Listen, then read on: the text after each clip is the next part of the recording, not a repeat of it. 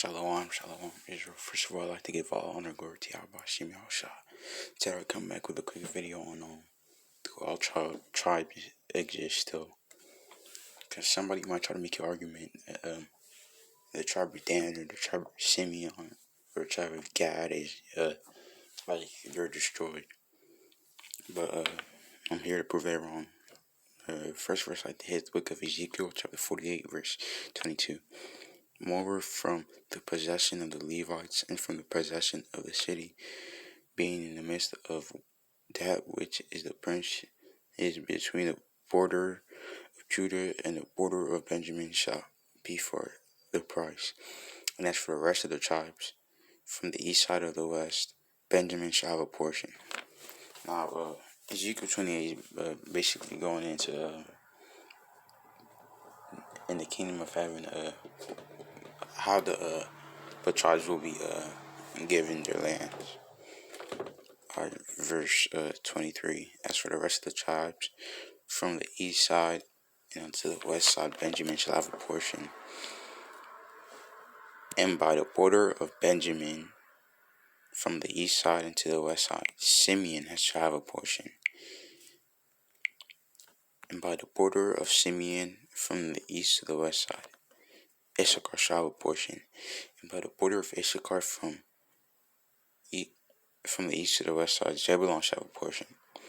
And by the border of Zebulun, from the east and the west side, Gad a portion. Okay, verse 28.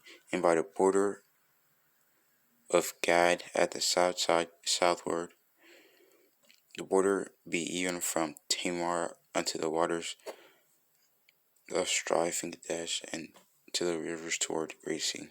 This is the land which ye shall not divide by the lot to the tribes of Israel for inheritance. And these are the portions, said the Lord. These are, verse 30, and these are the goings out of the city, and on the north side 4,500 measures. And the gate of the city shall be after the names of the tribes of Israel, 3 gates northward, 1 gate of Reuben, 1 gate of Judah, 1 gate of Levi.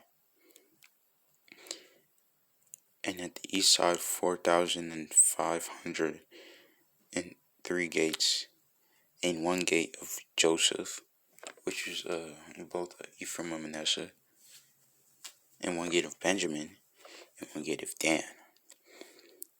Verse 33. And at the south side 4,500 measures, 3 gates, 1 gate of Simeon, 1 gate of Issachar, 1 gate of Zebulun.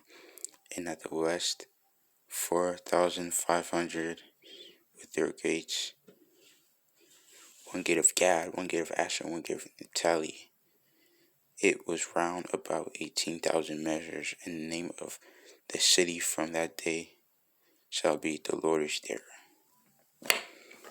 Now, verse 35 tells you it's like a future prophecy, because if you got any wisdom, you would know that the Most High Yahweh is not in the land of Israel right now. But the next verse I'd like to hit to better see my point is the book of Jeremiah, chapter 31, verse, started like 31. Behold, the day set, not really that one, but verse 35. Thus saith the Lord, which giveth the sun for a light by day, and ordinances of the moon and of the stars for a light by night, which divided the sea when the waves thereof roar, and the Lord of the hosts is his name. If these ordinances, which is talk about the sun, moon, and stars, if these ordinances depart from before me, said the Lord, then the seed of Israel also shall cease from being a nation before me forever. Now, if you got eyes to see, then you would know that the sun, moon, and stars are still there, and they're still being controlled by the Lord, which basically means that every single Israelite still exists. I hope somebody got edified. I'd like to give all the glory to Yahweh Shem Yahushua. Shalom.